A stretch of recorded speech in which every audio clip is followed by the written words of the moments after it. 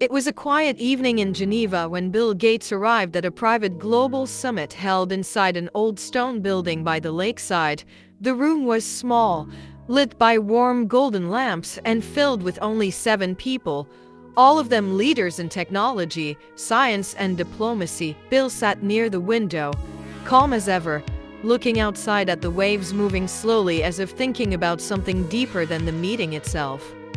Soon the door opened and President Vladimir Putin walked in, his expression sharp but unreadable. He greeted the room with a slow nod and took a seat opposite Bill Gates. Their eyes met not as political rivals but as 2 men who had lived long enough to understand how fragile the world truly was. Bill adjusted his glasses and the silence grew thicker like a page waiting to be written. The moderator asked the first question, a question heavier than the walls around them. What would the future of nuclear power mean for humanity? Bill leaned back, his mind processing decades of knowledge, energy crises, climate challenges, and the moral weight of global responsibility. He spoke with a calm, steady tone, saying that nuclear energy could be a gift or a curse depending on the choices human beings made. He talked about safety, innovation, transparency, and the responsibility of nations to protect life, not threaten it. Putin listened without interrupting, his face still but thoughtful as if the world expected him to react with force, but he chose silence instead. Bill paused, looking directly at him as he added, "Humanity is running out of time to choose between destruction and progress. The clock is ticking and the world needs leaders who understand the value of life." Putin finally responded, his voice low but strong, saying that power, whether nuclear or political, becomes dangerous only when a man loses love for people.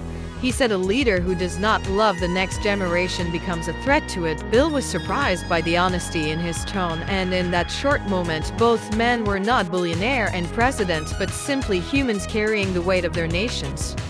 They spoke about fear, security, the meaning of strength, and the responsibility leaders carry even when the world sees only headlines. Putin talked about how nations misunderstand each other, how fear grows when there is no conversation. Bill talked about science and how progress without humanity leads to disaster. Then unexpectedly the discussion shifted when the moderator asked what motivates a person to fight for a safer world. Bill took a long breath and said love. The kind of love that makes you want to protect strangers, future children, entire civilizations. He said technology without love becomes a weapon, but technology with love becomes a shield. Putin listened quietly, perhaps recognizing something familiar because he too spoke about love. Not romantic love, but the love a man has for his land, his history, and his people. He said a man without love can build nothing lasting and destroy everything without regret. For a moment the room softened.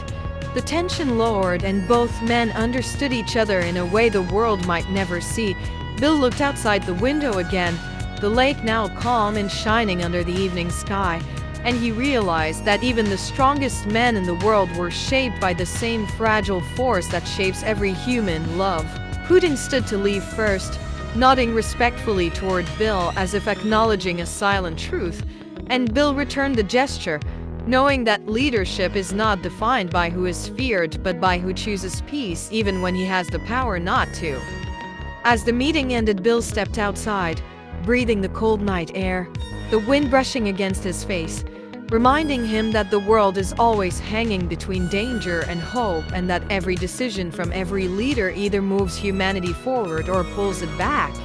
He walked toward his car thinking about nuclear energy, responsibility, and the strange unexpected conversation about love with a man the world rarely sees through a human lens. And he whispered to himself that progress is not made by power alone but by the hearts brave enough to use it wisely.